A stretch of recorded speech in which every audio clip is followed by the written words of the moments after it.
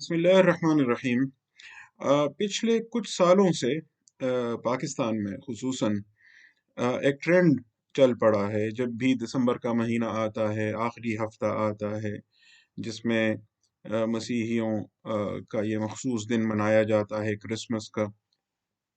تو social media پر دو طرح کے لوگ آپ کو نظر آئیں گے۔ ایک طرف وہ ہوں گے جو بغیر سوچے سمجھے کرسمس کی مبارکباد دے رہے ہوں گے، اور اس طرح وہ اصل میں یہ دکھانا چاہیں گے کہ وہ بہت اپ ٹو ڈیٹ ہیں، ماڈرن ہیں، لبرل ہیں، کول لگنا چاہتے ہیں، اور یہ کہ وہ مولوی نہیں ہیں، انتہا پسند نہیں ہیں، تنگ نظر نہیں ہے، یہ تاثر دینا چاہیں گے، خواہ ان کے دوستوں میں یا جن کے ساتھ ان کا اٹھنا بیٹھنا ہے ان میں کوئی ایک بھی مسیحی نہ ہو، لیکن گویا آپ خود کو ایک طرح سے کسی ریاست کا سربراہ فرض کر لیتے ہیں، اور تمام مسیحی برادری کو اور تمام مسیحی بھائیوں کو کرسمس کی مبارکباد۔ تو ایک تو اس طرح کے لوگ ہوتے ہیں۔ دوسری طرف وہ ہوتے ہیں جو کرسمس کی مبارکباد دینے والوں کو، اور حتیٰ کہ ان لوگوں کو بھی جو دعوت سے وابستہ ہوں اور وہ اپنے مسیحی دوستوں کو یا جن کے ساتھ ان کا اٹھنا بیٹھنا ہو، ان کے ساتھ یوں کہیں کہ ان کے تہوار میں شریک ہونا چاہتے ہیں تاکہ وہ مناسب سماجی تعلقات آپس میں رکھ سکیں، تو ان لوگوں کو بھی یہ کہتے ہیں کہ جب آپ نے ان کو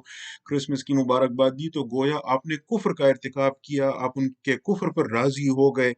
اور کفر پر راضی ہونا تو خود کفر ہے۔ تو ایک جانب یہ لوگ ہوتے ہیں، دوسری جانب وہ لوگ ہوتے ہیں، اور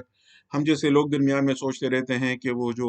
اصل موقف ہونا چاہیے وہ تو ان دونوں کے درمیان میں کہیں ان سے کھو گیا ہے۔ وہ کیا ہے؟ دیکھیں، مذاہب کی تعلیمات پر نظر رکھنے والے جانتے ہیں کہ یہود کے ہاں مسیح جس کو انگلش میں لکھا جاتا ہے کا ایک خاص تصور تھا، اور اس کا اطلاق وہ عموماً خدا کی جانب سے مقرر کیے گئے بادشاہوں پر کرتے تھے، اور یعنی جن کو عام طور پر اس وقت کے نبی یا جو بھی مذہبی ان کا وہ ہوتا تھا رہنما، وہ قرار دیتا تھا کہ یہ خدا کی جانب سے مقرر کردہ بادشاہ ہے، تو اس کو مسیح کہا جاتا تھا۔ یہاں تک کہ جو غیر اسرائیلی ایرانی بادشاہ تھا، جس کا نام بائبل میں آیا ہے کہ خسرو جو اصل تھا، اور بائبل میں خورش یا کورش کے نام سے آیا ہے، کہ خسرو نے چونکہ بابل جلا وطنی سے ان کو یہودیوں کو نجات دلائی تھی اور واپس فلسطین میں آباد کرانے کا راستہ دیا تھا، تو اس کو بھی بائبل میں مسیح کہا گیا ہے۔ اور سیدنا عیسیٰ علیہ السلام جب آئے تو یہود نے ان کو المسیح ماننے سے انکار کیا، تو اس کی ایک وجہ یہ تھی کہ آپ کے پاس دنیاوی طاقت نہیں تھی، آپ کسی ریاست کے سربراہ نہیں تھے، آپ حکمران نہیں تھے۔ تو ایک تو یہودیوں کا یہ تصور تھا۔ اسی طرح سینٹ پال کی کاوشوں سے جب نصارہ میں مسیح کا ایک اور خاص مفہوم رائج ہوا، جس کو یونانی زبان میں پھر کرسٹوس کہا گیا اور انگریزی میں اسے کرائسٹ بنا، اور پھر سینٹ پال کے فالوورز نے خود کو کرسچن یعنی مسیحی کہنا شروع کیا، ورنہ جو حضرت عیسیٰ علیہ السلام کے حواری تھے، آپ کے شاگرد تھے، اور ان کے ارد گرد جمع ہونے والے لوگ تھے، تو وہ خود کو مسیحی نہیں کہتے تھے۔ قرآن نے بھی ایسے لوگوں کا ذکر کیا ہے جو خود کو مسیحی نہیں بلکہ خود کو نصارہ کہتے تھے، الذین قالوا انا نصارى، وہ جو کہتے ہیں کہ ہم نصارہ ہیں۔ یہ کون ہے؟ ان پر بھی انشاءاللہ اللہ توفیق دے گا تو ہم تفصیلی گفتگو کریں گے۔ اس وقت اصل موضوع کی طرف جانا ہے کہ یہود نے سیدنا عیسیٰ علیہ السلام کو المسیح ماننے سے انکار کیا، اور جو خود کو مسیحی کہتے تھے انہوں نے سیدنا عیسیٰ علیہ السلام کو نہ صرف المسیح کہا بلکہ اس کے مفہوم میں کچھ ایسے اضافے کیے جن کی روح سے نعوذ باللہ وہ اللہ کے بیٹے قرار پائے، اور اللہ کا ایسا بیٹا جس نے آ کر انسانوں کے گناہوں کی خاطر کفارہ دیا، سولی چڑھایا گیا اور قربانی دی۔ قرآن کریم نے یہود کے کفر کو بھی غلط کہا اور مسیحیوں کے اس غلو کو، اس ایگزیجریشن کو بھی مسترد کیا، لیکن اس کے باوجود سیدنا عیسیٰ علیہ السلام کو المسیح ہی کہا، اور مسلمان اسی بنا پر سیدنا عیسیٰ علیہ السلام کو ہی مسیح کہتے ہیں۔ چنانچہ ایک طرف یہود کا یہ تصور ہے جس کی روح سے سیدنا عیسیٰ علیہ السلام مسیح نہیں ہے، دوسری طرف مسیحیوں کے ہاں مسیح کا تصور ہے جس کی روح سے سیدنا عیسیٰ علیہ السلام مسیح تو قرار پاتے ہیں لیکن اس کے ساتھ اور بھی بہت کچھ قرار پاتے ہیں۔ اور ایک مفہوم مسلمانوں کے ہاں ہے جو یہود اور مسیحیوں دونوں کے مفہوم سے مختلف ہے۔ چنانچہ جب مسلمان سیدنا مسیح علیہ السلام کی پیدائش کی بات کرتا ہے اور ان کی پیدائش پر مبارکباد دیتا ہے، اس پر خوشی کا اظہار کرتا ہے، تو نہ وہ یہود کے مزعومہ مسیح کا جو تصور ہے اس کو ذہن میں رکھ کر کرتا ہے، نہ مسیحیوں کا جو مزعومہ تصور ہے وہ اس کے خیال میں ہوتا ہے۔ اور پھر بالخصوص اس وجہ سے بھی کہ مسلمانوں کے علم کلام کی روح سے پیدائش تو الوہیت کی نفی کرتا ہے، یعنی جب آپ کہتے ہیں کہ پیدا ہوا تو پیدا ہونے کا مطلب ہے کہ وہ خدا نہیں ہے، وہ الہ نہیں ہے۔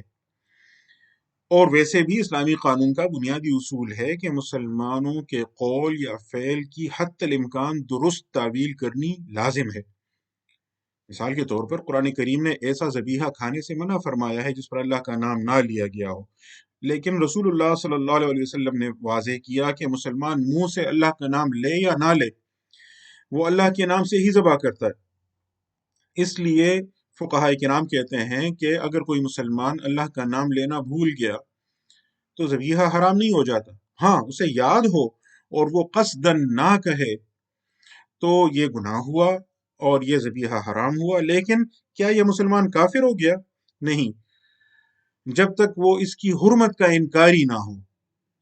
اور اس کے قول یا فعل کی ایسی توجیہ کرنی ہوگی کہ جس سے اس کی طرف کفر کی نسبت نہ ہو۔ اس لیے جب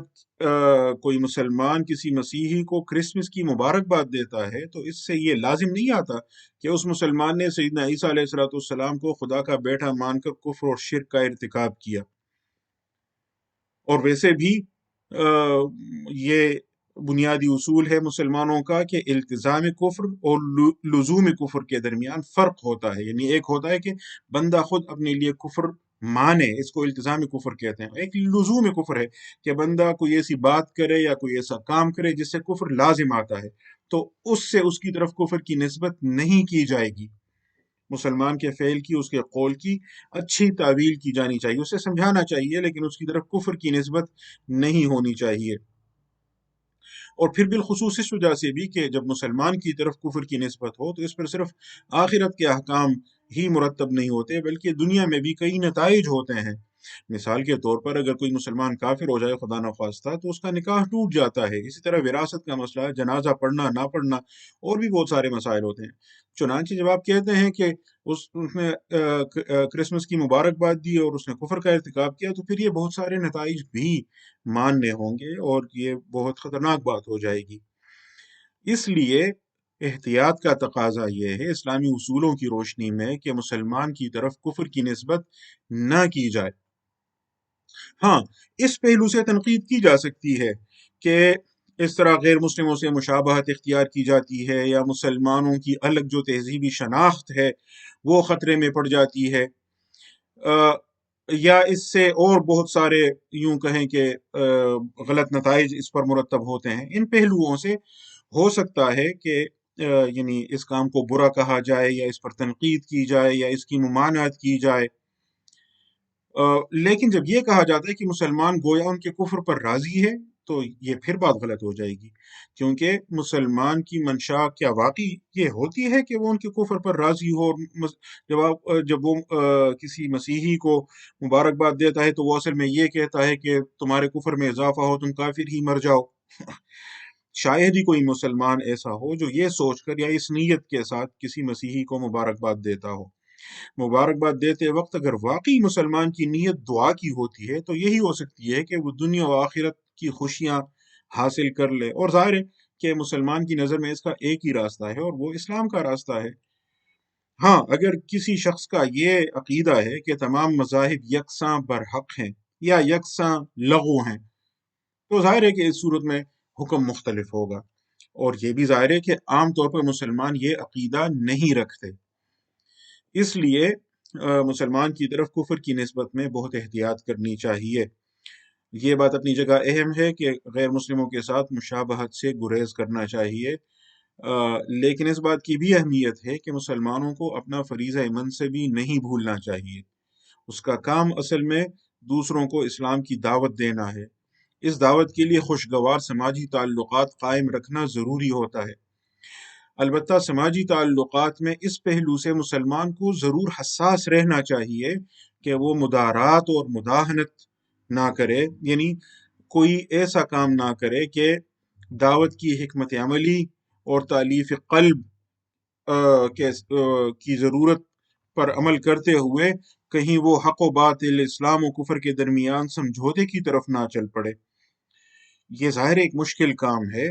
اور ہر کوئی نہیں کر سکتا، اس لیے بنیادی اصول تک محدود رہنا چاہیے کہ مسلمانوں کو غیر مسلموں کے تہواروں کے موقع پر ان کے ساتھ اچھے اخلاق کے ساتھ پیش آنا چاہیے، ان کی خوشی میں مناسب حد تک شریک بھی ہونا چاہیے، کیونکہ یہی تعلقات بنیاد بنیں گے ان کو اسلام کی طرف راغب کرنے کے لیے، لیکن ان کی عبادات میں اور مذہبی رسوم میں شامل نہیں ہونا چاہیے۔ اس پہلو سے دیکھیں تو جو کل وفاقی وزیر جناب مفتی عبدالشکور صاحب پر تنقید ہوتی رہی ہے کہ وہ انہوں نے کرسمس کا کیک کاٹا ہے، یا اس کے علاوہ انہوں نے کچھ باتیں کی ہیں کہ ان کی وزارت جو ہے وہ مسیحیوں پر اور دیگر غیر مسلموں پر خرچہ کرتی ہے، تو اس تنقید کی کمزوری بھی واضح ہو جاتی ہے۔ ایک تو کیک کاٹنا کوئی یوں کہیں اس عبادت نہیں ہے کہ آپ کہیں کہ مفتی صاحب نے مسیحیوں کی عبادت میں شرکت کی۔ دوسرے، وہ چونکہ ایسی وزارت ان کے ذمہ ہے جس کے تحت وہ غیر مسلموں کے حقوق کا تحفظ کرتے ہیں، ان کی دیکھ بھال کرتے ہیں، ان کا خیال رکھتے ہیں اور ان کے ساتھ حسن سلوک کرتے ہیں، جو اسلامی شریعت کی روح سے بھی ان پر لازم ہے۔ اور پھر جب غیر مسلموں سے پاکستان میں ٹیکس وصول کیا جاتا ہے اور اس کی جو بھی یعنی آمدنی ہوتی ہے، تو اس کا اگر مسیحیوں پر یا ہندوؤں پر یا دیگر غیر مسلموں پر خرچہ آتا ہے تو اس میں کوئی بری بات نہیں ہے۔ کچھ عرصہ پہلے اسلام آباد میں جب مندر اور شمشان گھاٹ کی تعمیر پر شور اٹھا تھا تو میں نے اس وقت بھی لکھا تھا کہ اسلام آباد میں تو پہلے ہی سے مسیحیوں کے چرچز بھی موجود ہیں، اور اسی طرح یہاں مسیحی بھی آباد ہیں، ہندو بھی آباد ہیں، قادیانی بھی ہیں، چاہے تعداد میں کم ہوں۔ تو اگر مسیحیوں کی عبادت گاہیں یہاں موجود ہیں، قادیانیوں کی بھی کسی صورت میں موجود ہیں، تو پھر اگر ہندو یہاں آباد ہیں اور وہ اپنے لیے کوئی عبادت گاہ بناتے ہیں یا شمشان گھاٹ کی اگر ان کو ضرورت ہے تو اس پر اعتراض بنتا نہیں ہے۔ اور جن لوگوں کا یہ خیال تھا کہ اسلامی حکومت کے اخراجات کیوں ان چیزوں پر خرچ ہو رہے ہیں، کہ اسلامی حکومت کی آمدنی کیوں ان چیزوں پر خرچ ہو رہی ہے، تو یہ بھی دیکھیے کہ وہ آمدنی صرف مسلمانوں سے تو نہیں حاصل ہوتی، غیر مسلموں سے بھی حاصل ہوتی ہے۔ تو جب آپ ہندوؤں سے یا مسیحیوں سے ٹیکس وصول کرتے ہیں تو اس کا اگر پھر کچھ حصہ ان پر خرچ بھی کرتے ہیں تو اس میں کیا برا ہے؟ اس موقع پر بعض اہل علم نے ان فقہی عبارات سے استدلال کیا تھا کہ دارالاسلام میں مسلمانوں کے شہروں میں انصار المسلمین میں کوئی غیر مسلموں کی نئی عبادت گاہ تعمیر نہیں کی جا سکتی۔ تو میں نے اس پر عرض کیا تھا کہ زکوٰۃ کا مال بے شک ان پر نہ لگائیں، لیکن خراج اور جزیے کے متعلق کیا خیال ہے؟ اور چونکہ آج آپ زکوٰۃ، خراج، جزیہ یہ ساری تقسیمیں آپ نے چھوڑ دی ہیں، آپ ٹیکس وصول کر رہے ہیں، تو جو پاکستان کا سرکاری خزانہ ہے وہ مسلمانوں کا بیت المال نہیں ہے، نہ ہی اس میں زکوٰۃ، عشر، خراج، جزیہ کا الگ الگ حساب کوئی چل رہا ہوتا ہے۔ اسی طرح جو مذہبی امور کی وزارت ہے تو وہ محض مذہبی امور کی وزارت نہیں ہے اور محض اسلامی امور کی وزارت بھی نہیں ہے، وہ مذہبی امور اور بین المذاہب ہم آہنگی کی وزارت ہے، یہ اس کا اب عنوان ہے، ministry of religious affairs and interfaith harmony. تو وہ صرف اسلامی امور کے لیے نہیں ہے بلکہ مذہبی امور جن میں سارے دیگر مذاہب بھی آ جاتے ہیں، اور پھر بین المذاہب ہم آہنگی کی وزارت ہے۔ تو اس کے تحت ظاہر ہے پھر پاکستان میں جو رہنے والے غیر مسلم ہیں ان کی دیکھ بھال یا کے جو ان کی عبادت گاہیں وغیرہ ہیں ان کا خیال رکھنا، یہ بھی اس میں شامل ہے اور اس کی ذمہ داریوں میں۔ وہی ذمہ داریاں مفتی عبدالشکور صاحب نے اگر ادا کی ہیں تو اس پر ان پر تنقید نہیں بنتی۔ ہاں، ان کا لب و لہجہ، ان کا اسلوب، ان کا جو انداز بیان تھا، اس میں جو مبالغہ نظر آتا تھا، اس پر تنقید ہونی چاہیے، اور اس پر مفتی صاحب کو خود بھی توجہ کرنی چاہیے کہ وہ باتوں میں یعنی بعض اوقات شاید اس طرح حدود کا خیال نہیں رکھ پاتے جتنا ان کو رکھنا چاہیے، اور اس وجہ سے بعد میں ان کو وضاحتیں بھی دینی پڑتی ہیں۔ تو ایک تو ان کو اس بات کا خیال رکھنا چاہیے، اور دوسرا یہ کہ اس بات کا بہرحال ہمارے مفتیان کرام کو اور مذہبی رہنماؤں کو بھی خیال رکھنا چاہیے کہ جس طرح آج آپ مفتی عبدالشکور صاحب کے لیے عذر خواہی کر رہے ہیں، تو تھوڑا بہت الاؤنس پھر ان یہودی ایجنٹوں کو بھی دینا چاہیے، جن کو آپ نے یہودی ایجنٹ قرار دے کر ان کے کھاتے میں بہت کچھ ایسا ڈالا ہے جو اب الٹا آپ کی طرف آ رہا ہے، تو آپ وضاحتیں کرنے پر خود کو مجبور پاتے ہیں۔